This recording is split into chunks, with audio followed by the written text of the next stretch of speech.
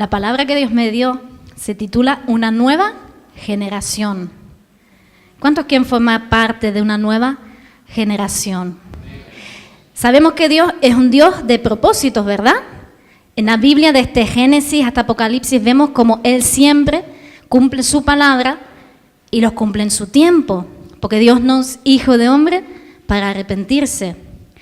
Y lo único que, digamos, rompe sus propósitos en nosotros es la desobediencia del hombre hacia Dios.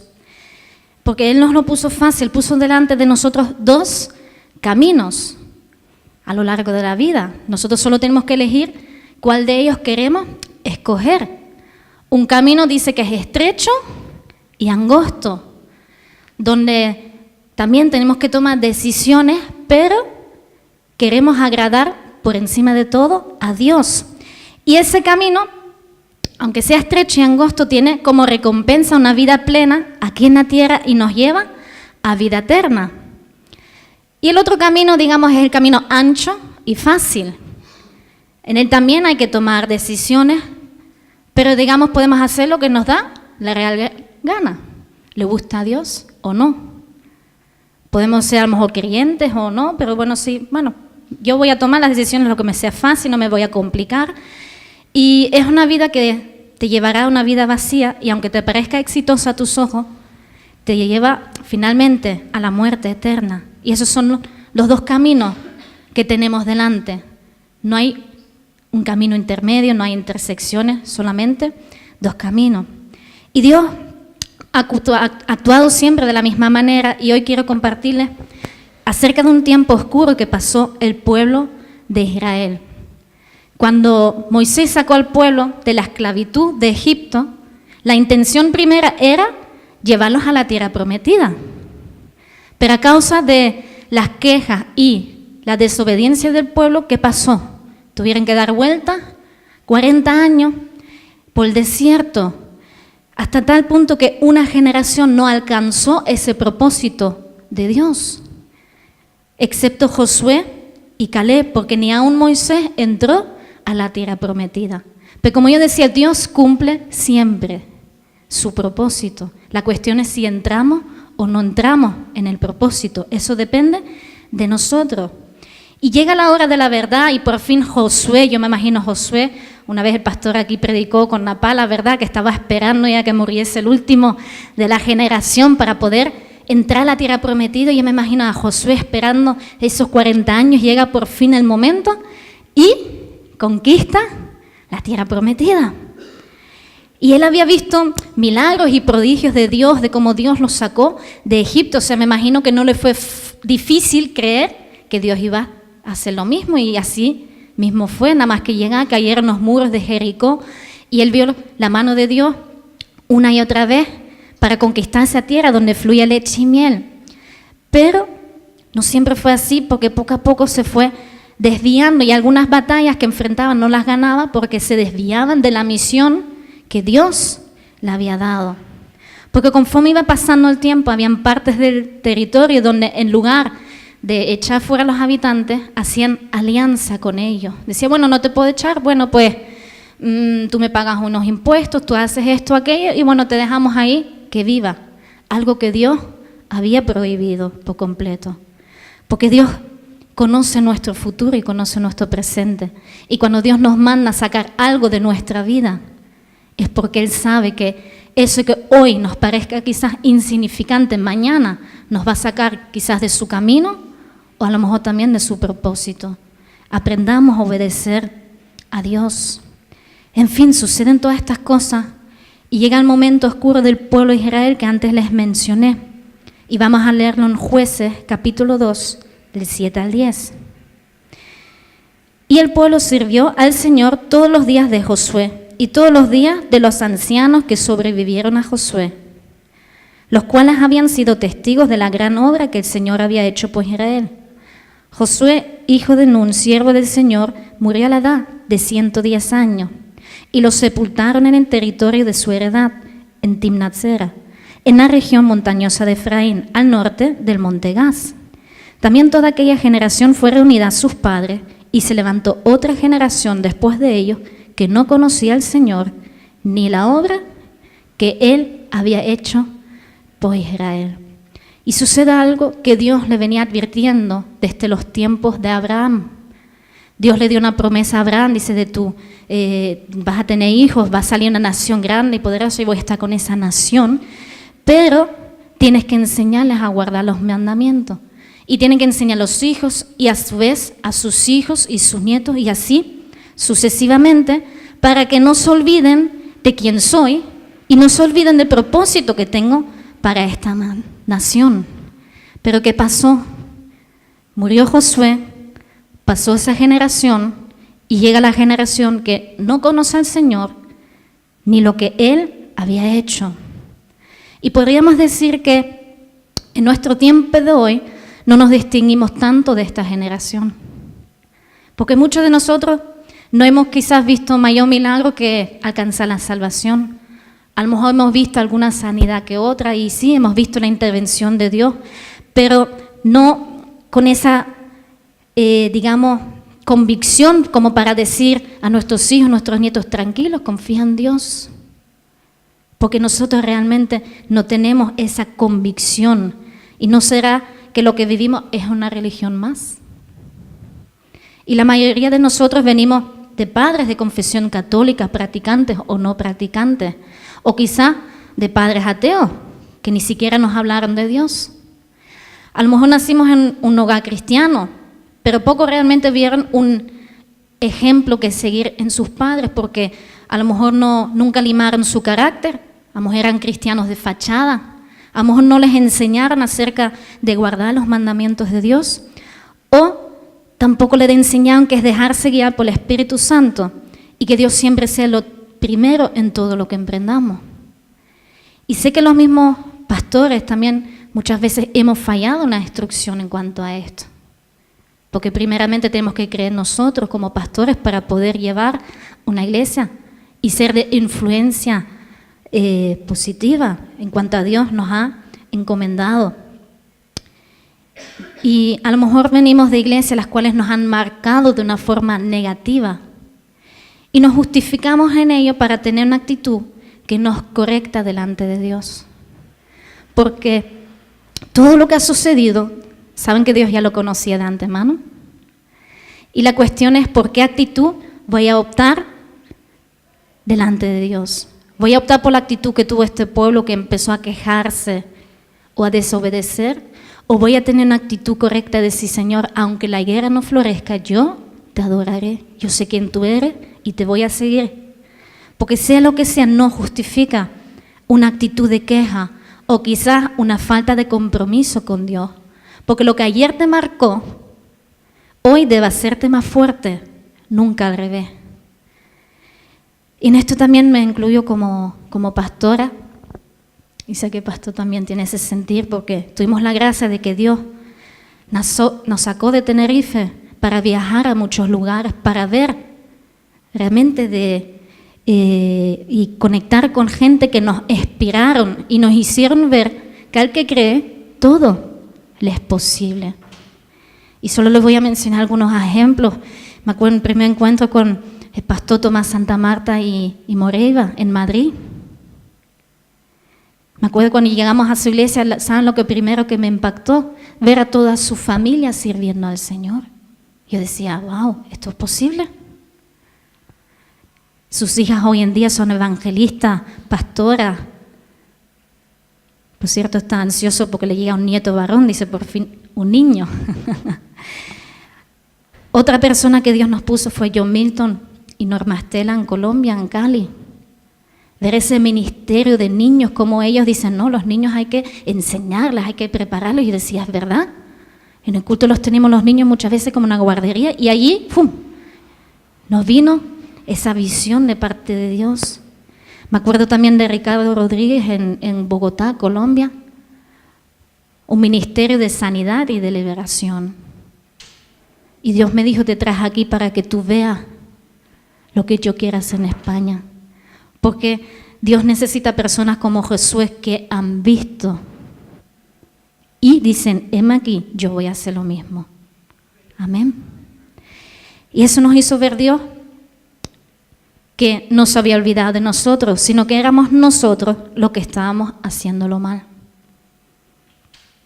Y como buen españoles que somos nos cuesta reconocerlo, pero sí, muchas cosas hemos hecho mal. Porque en Tenerife se tiene que levantar una generación que crea al Señor y que se comprometa sin importarle lo que hace su vecino. Porque muchas veces esperamos que seamos nuestro vecino, nuestro cónyuge o líder de la iglesia que se comprometa con Dios. Y no, Señor, no esperes por los demás, toma tú la decisión en tu corazón, porque esa es la actitud que Dios quiere en nosotros. Y efectivamente todo nuestro pasado nos ha marcado y quizás nos haya dado alguna que otra justificación para romper con nuestro compromiso con Dios, sentirnos hasta bien y justificados y hacernos decir, esto no es para mí, o hacernos pensar, esto no es para mi nación. Pero quiero hablarles de alguien que nace en medio de estas circunstancias, de alguien que también está marcado por su anterior generación, por las injusticias y que también sufrió ataques constantes del enemigo. Ya no tenía razón alguna por la cual quererle a Dios, pero cuando Dios tocó su vida no se quedó indiferente. Y vamos a leerlo en Jueces, capítulo 6. Los hijos de Israel hicieron lo malo ante los ojos del Señor, y el Señor los entregó en manos de Madián por 7 años. Y el poder de Madián prevaleció sobre Israel.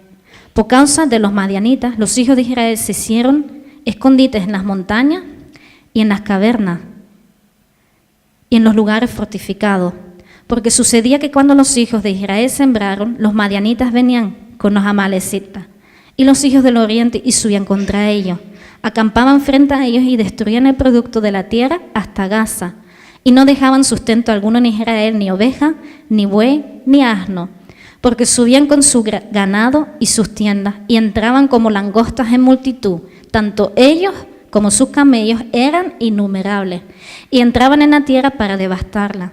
Así fue empobrecido Israel en gran manera por causa de Madián, y los hijos de Israel clamaron al Señor. Di conmigo, clamaron al Señor. Y siguen en los versículos 11. Y vino el ángel del Señor y se sentó debajo de la encina que estaba en Ofra, la cual pertenecía a Joás, a Biesirita. Y su hijo, Gedeón, estaba sacudiendo el trigo en el lagar para esconderlo de los madianitas. Y el ángel del Señor se le apareció y le dijo, el Señor está contigo, valiente guerrero. ¿Cuántos conocen la historia de Gedeón? Y vemos cómo Israel atraviesa una gran crisis financiera. No solo son atacados por los enemigos, sino que se ven obligados a tener un tipo de vida de esconderse en montañas, en cavernas, porque tenían miedo al enemigo. El enemigo estuvo 7 años allí, robándoles y sufriendo. ¿Se imaginan el miedo que estaba viviendo ese pueblo? Diciendo, me quitarán esta cosecha, ¿de qué voy a comer mañana? Y constantemente viviendo con ese miedo. ¿Pero de quién era la culpa? ¿De Dios? No. Dice que habían hecho lo malo delante de Dios. Y déjame decirte que la crisis que está sufriendo España no la va a solucionar ningún gobernante, ningún partido político, ninguna religión, ni ningún rey. Va a ser la iglesia de Dios si se levanta, vuelve su corazón a Dios y clama a Él. Eso es lo que va a hacer sacar la crisis de España.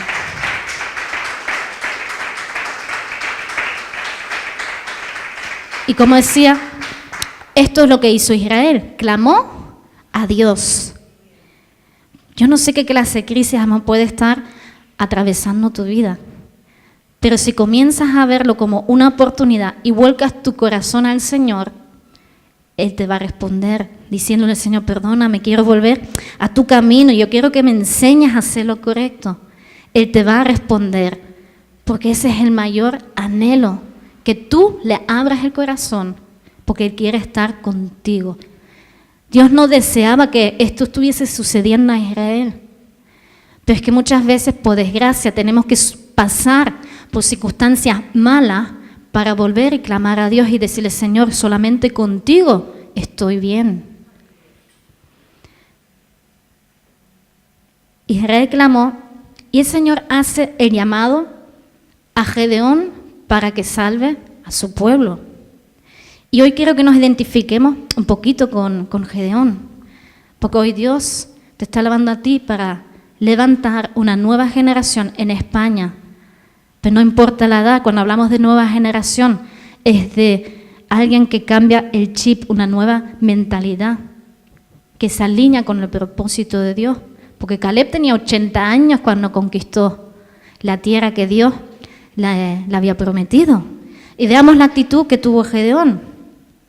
Cuando el ángel se le presenta, aunque Gedeón estaba escondido por miedo en el lagar, porque tenía miedo que le quitaran el trigo, ¿cómo lo llama?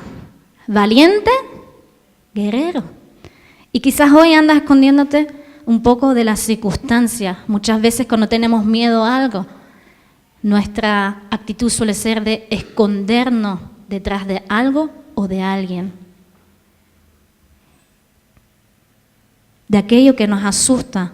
Pensar en lo bueno de Dios, que Dios no nos mira el corazón. Dios mira nuestros dones, porque Él nos creó, Él sabe cómo somos y de lo que somos capaces de hacer. A lo mejor lo que nos marcó nuestro pasado no hizo que nos desarrolláramos correctamente conforme Él quería, pero Él ve nuestra capacidad. Por eso cuando Él te habla y te llama, solamente tienes que creerlo, no mirar tu condición. Gedeón, afectada por las circunstancias y no haber visto una intervención divina hasta ese instante, responde como muchos de nosotros lo hacemos. Señor, si tú estás conmigo, ¿dónde estabas cuando me robaran el sustento? Señor, ¿dónde estabas cuando me despidieron del trabajo? Señor, ¿dónde estabas cuando mi matrimonio iba mal? Señor, ¿dónde estabas cuando me diagnosticaron la enfermedad? Señor, ¿dónde estabas cuando más te necesitaba? Porque cuando no hemos visto a Dios, nuestra primera reacción es reclamarle, decir, Señor, ¿dónde estaba? Y muchas veces no hemos visto obrar a Dios nuestras vidas o creemos que Él no ha hecho nada por nosotros. Y no somos conscientes de que lo único que nos aleja de Él es el pecado, nuestra desobediencia. Porque Él nos dejó una promesa hermosa, el Espíritu Santo, y que estaría con nosotros hasta el final del mundo. Simplemente nos dejó escoger entre dos caminos. ¿Cuál es tu elección hoy? Porque si eliges el camino estrecho, angosto, Él va a estar contigo. Porque yo vuelvo y repito, Dios nos hizo de hombre para arrepentirse. Pero Dios, como es tan bueno, Dios insiste y le pide nada más y nada menos que libera a Israel de la mano enemiga. Pero Gedeón siguió con sus excusas. ¿Cómo libraré yo a Israel? ¿A dónde voy yo? Porque Gedeón estaba marcado por dos cosas. Una, estaba marcado por su pasado. El pecado de Israel hizo que los prodigios de Dios brillaban por su ausencia. ¿Le suena de algo? ¿Cuántas veces me han dicho, es que oigo tanto de avivamiento, oigo de tantos milagros aquí y allá, y España qué? Llevaba muchos años aguantando los ataques de los madianitas y me imagino la frustración que sentía. Y muchos de hoy nos sentimos frustrados por nuestro pasado, porque no hemos visto la mano de Dios obrar en nuestra vida. Pero déjame decirte que Dios quiere una mejor vida para ti y una vida en abundancia. Por eso insistimos tanto, lean la palabra, busquen intimidad con Dios. Él es real, sus promesas son reales. Tu vida con propósito también puede ser real. Depende de ti, Dios sí quiere. Hoy Dios te dice, Él sí quiere, ¿y tú? Otra cosa por la que estaba Gedeón marcada era por su condición presente. De la tribu de Manasés, su familia era la más pobre y dice que además era la familia menor de casa de su padre. En otras palabras, un don nadie, alguien insignificante, sin recursos financieros. Pero ¿sabes qué? A Dios no le importa tu pasado ni tu condición presente. Lo que le importa eres tú. Y si Él te llama, Él te capacitará y te va a dar los recursos necesarios. Porque a nadie se ha quedado, como dicen los camellos, sin gasolina para llegar a su propósito. Gedeón cumplió con su misión. Podemos leer la historia en los Jueces capítulo 6 al 8. Lo están apuntando, ¿verdad? Para que lo lean en casa. Jueces capítulo 6 al 8. Acabó con los madianitas. Y hubo paz por largos años y vio obrar la mano de Dios en su vida una vez tras otra. Y ni siquiera necesitó de un gran ejército, porque Dios se glorifica en medio de esas circunstancias. Porque cuando somos alguien que no tenemos esos recursos, que a lo mejor no estamos en la condición perfecta o nuestro pasado está ahí acusándonos, viene Dios y es glorificado en cada uno de nosotros cuando cumplimos su propósito, porque es para la gloria de Él. ¿Y saben qué es lo que cambió? La actitud de Gedeón. Puso su confianza en Dios y lo dejó todo por Él. Dejó a un lado sus miedos y dejó al otro lado sus excusas. Porque hoy te digo que Dios quiere usarte. Porque Dios tiene grandes cosas para esta tierra, yo lo creo. Y está contando contigo y con cada uno de nosotros. Y para pasar de llamado a escogido, ¿qué tenemos que hacer? Cambiar nuestra actitud en el corazón. Una actitud correcta de adoración hacia el Rey de Reyes, dejando a un lado las excusas y justificaciones de nuestro pasado, volviéndonos a Dios y comprometiéndonos con Él conforme su palabra. Porque Jesús dijo, ¿me amas? Cumple mis mandamientos. El evangelio no está hecho para que tomemos aquello que nos gusta. La palabra no está escrita para decir, bueno, cojo las bendiciones, pero las obligaciones las dejo a un lado. No, Señor. Como dice el matrimonio, en las buenas y en las malas. Porque sabiendo que si Dios está con nosotros, Él lo va a hacer. Y no importa qué tanto has visto de Dios o lo que quizás no hayas visto, porque no hemos visto nada todavía. Lo que importa es lo que verás si hoy comenzamos a andar con Él conforme su voluntad, conforme su propósito y no el nuestro. Cumpliendo su palabra y no opinando, a mí me parece, yo creo, yo pienso. No es así.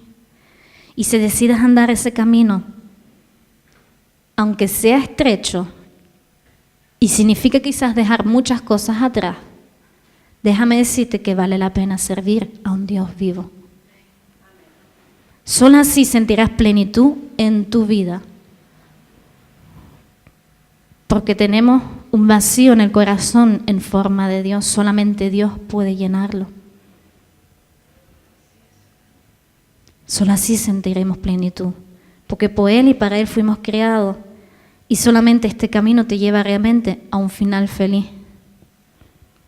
Bienaventurados los humildes de corazón, felices. Felices aquellos que buscan la voluntad de Dios de todo corazón, porque serán contestados. Les será concedido ese deseo. ¿Quieres ser feliz? Sé parte de la nueva generación que Dios quiere levantar. Una generación de compromiso real con Dios, dando testimonio de su poder. Me escondieron la Biblia. Vamos a ponernos en pie, me gustaría